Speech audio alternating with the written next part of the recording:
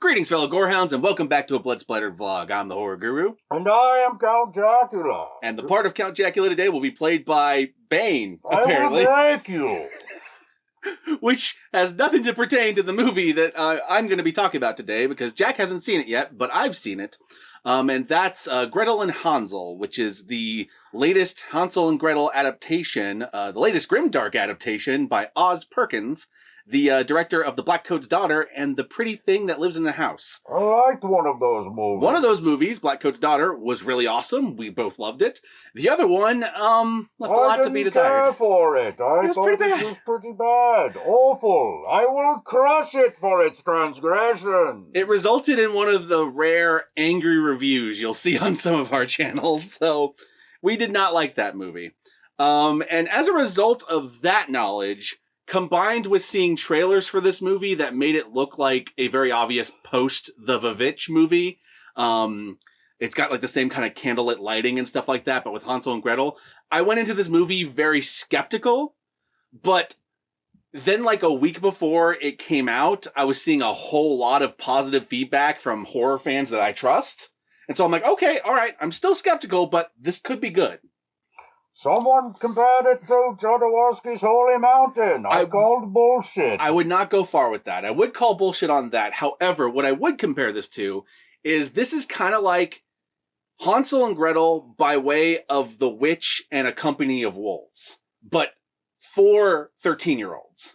So no menstruation then? There is menstruation, actually. Oh, never mind. In fact, there's an entire scene in which she has an entire nightmare about bleeding from this area and then waking up with blood in her. From the vagina! Yeah, and having to clean it. That actually happens in this movie.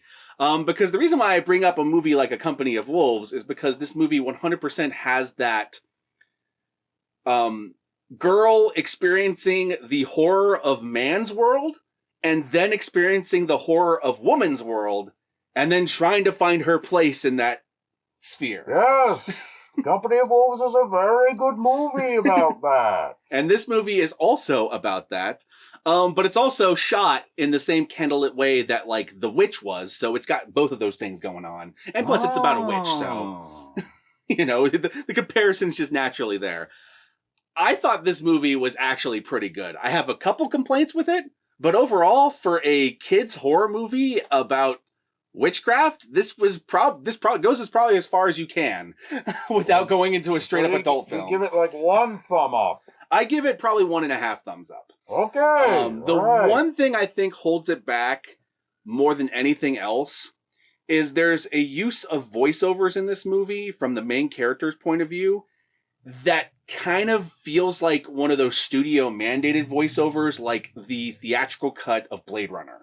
Oh, like, yeah. It feels like someone in the studio was worried that kids weren't going to keep up with it. So she is explaining things that are happening in the scene that you already know are happening because you're watching the movie. So you kind of feel like it's a little redundant. Now, she doesn't do it through the whole movie. It's just, it happens like maybe 4 times in the movie.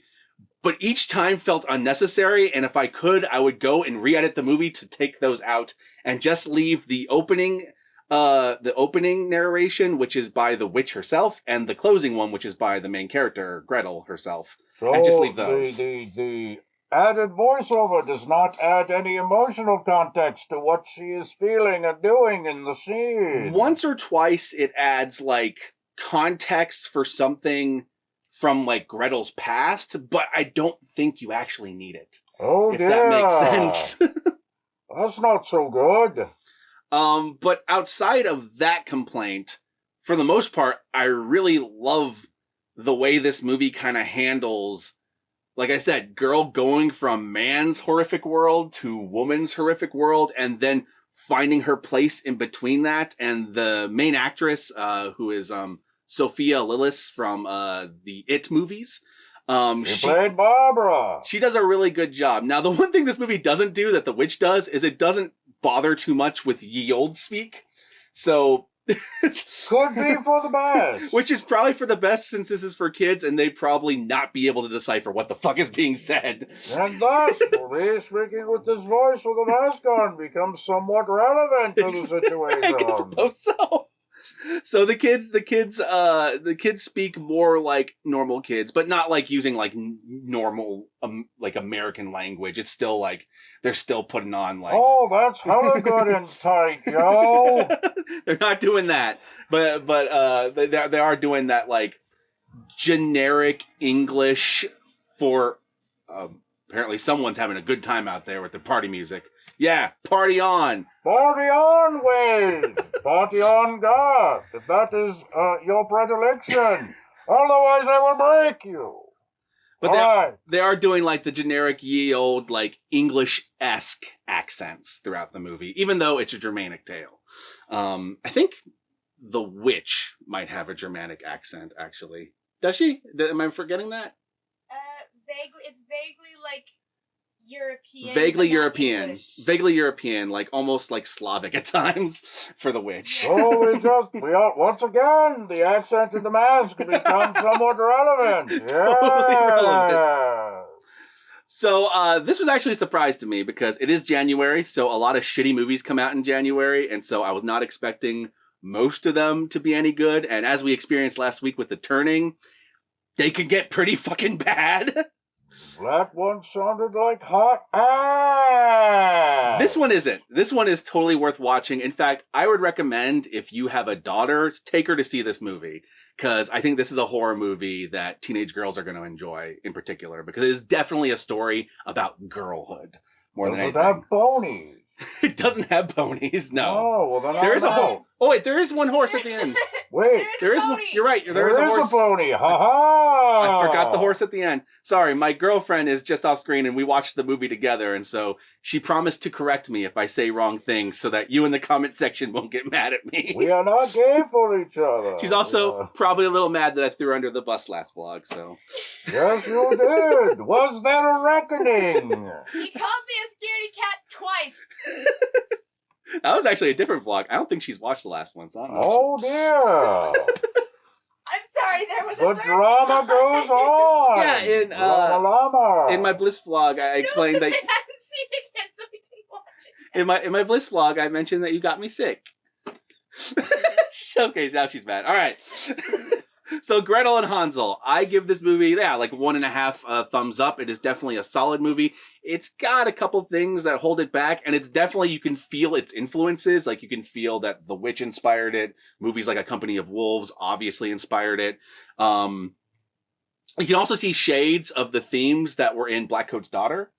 Because there's a lot of similarities between girl who became like connected to Satan and the way Gretel kind of connects with the witch in this movie. Indeed.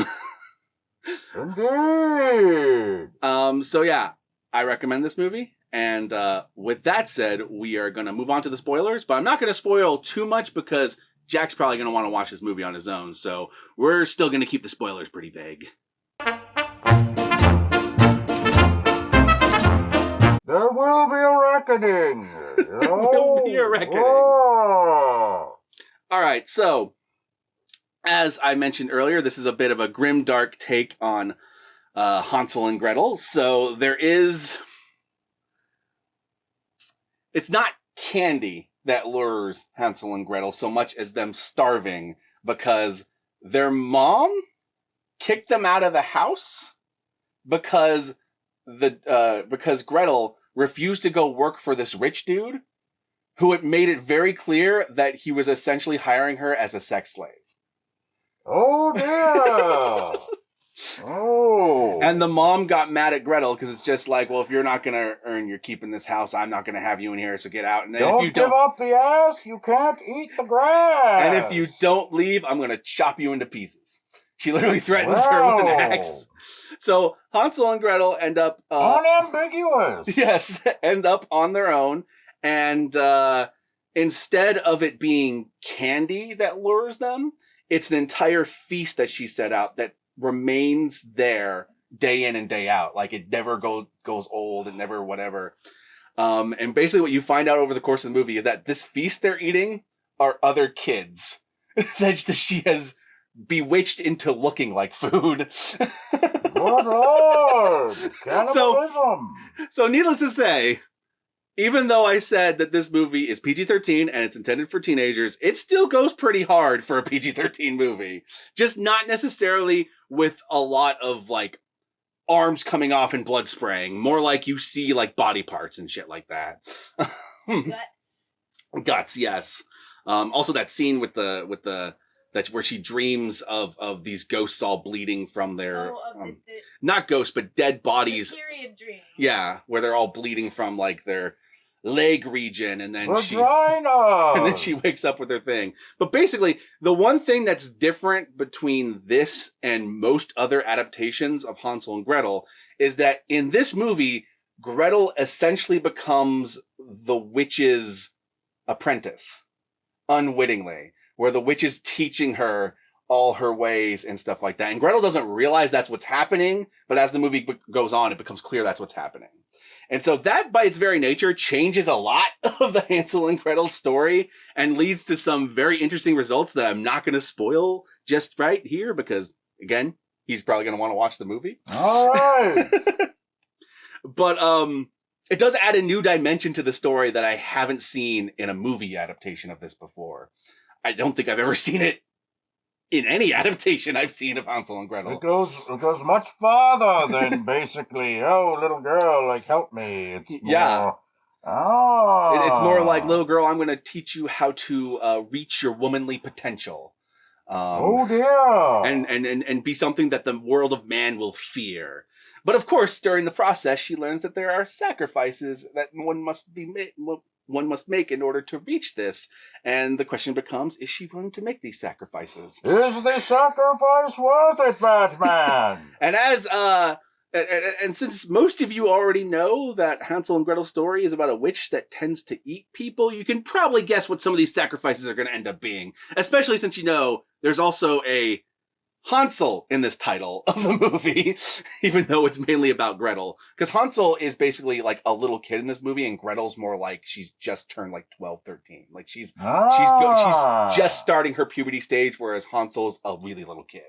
You have to devour and braise your brother nicely with some rosemary. And obviously, I don't want to spoil what she chooses, where the story goes from there. But needless to say, by the end of this movie, she navigates her way to her own place, whatever that is.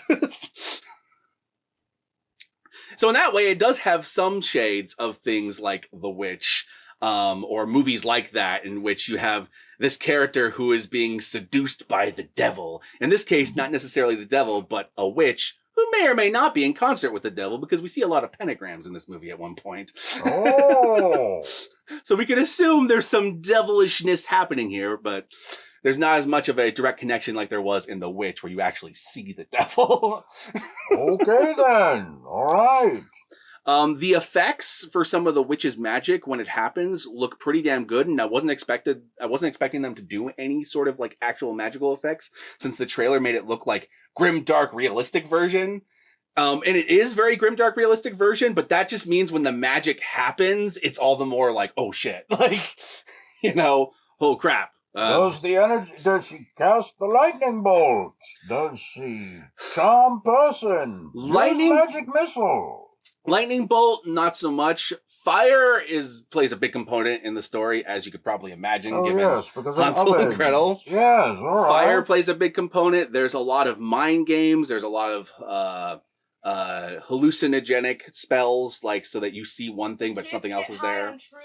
Oh yeah, there is a scene in which the kids get high on shrooms. Again, for a PG-13 movie, this goes pretty hard.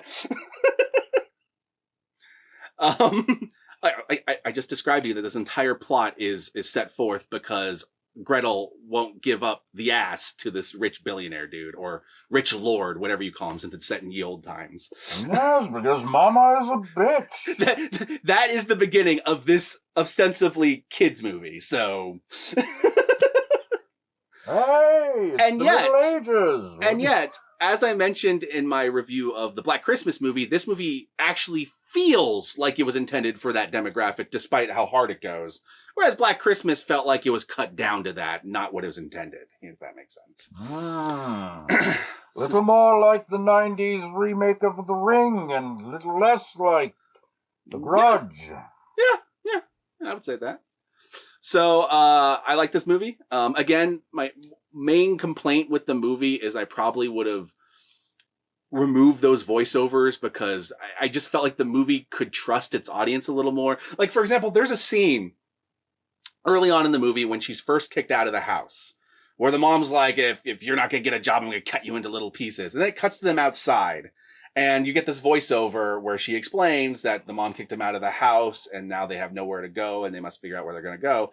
And then it goes from the voiceover to the little brother saying, when are we going to be able to see mommy again? And then, you know, the sister looks at him all grim. And I'm like, I feel like that scene communicated everything the voiceover did and you didn't need the voiceover. Like her grim non-response to when we get to see a mommy again kind of tells you that they had to leave.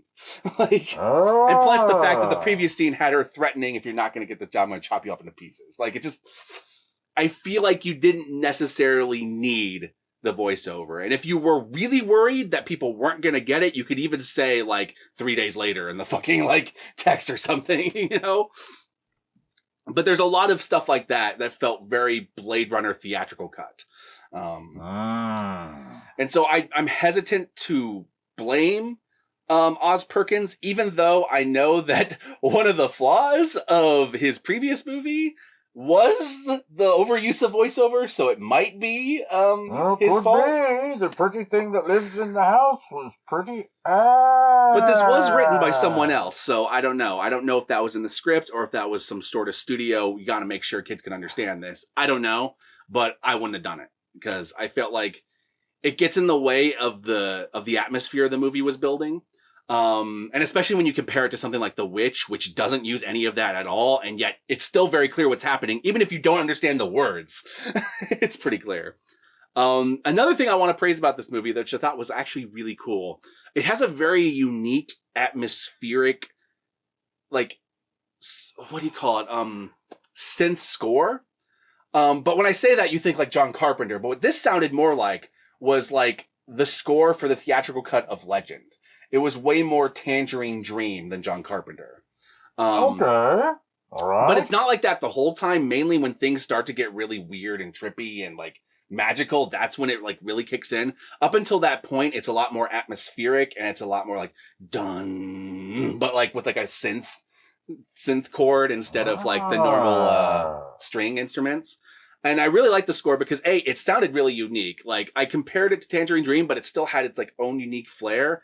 And it also kind of separated it from a lot of the movies it was influenced by, like The Witch, and gave it its own feel. And so I really like that. Is there anything else I want to mention? Is there anything I forgot to mention that I should? If you're trying to avoid spoilers, then no. All right. There will be a reckoning. There will be a reckoning. So that's all I got to say about this movie, Gretel and Hansel. I recommend it. It's actually a good January horror movie and a good horror movie for teenage girls and kids in general. But I think teenage girls will get the most out of it. And with that said, where can they find you, Bane Jackula? You may find me at twitter.tv, count_Jackula, where we stream twice a week. First on Thursday at 6 p.m. Pacific Standard Time, and then on Sunday at 9 p.m. Pacific Standard Time. Yes! Also, there is a Twitter and a Instaham. And I now leave it up to you. What is so funny? Nothing. Just keep going. All right. Over to you. Y'all know me. I am the Horror Guru. You can find me at the Horror Guru on Twitter, on Twitch, on Facebook. Just look up the Horror Guru or Blood Splattered Cinema, and I should be there. And since you're on my YouTube page right now, be sure to like, comment, and subscribe to this video, or my channel, but through this video. And don't forget to check out my Patreon page. And if you do decide to go the Patreon route, know that even $1 a month can go a long way. And as if that isn't enough, also remember to ring that notification bell so that you're notified of my videos immediately upon their upload. And I think that's the whole rigmarole. And make sure the notification bell has its reckoning. Reckoning, Batman. Oh. There's going to be like people watching this video that's going to be like, is Tom Hardy in this movie or something? Like, what's going on here?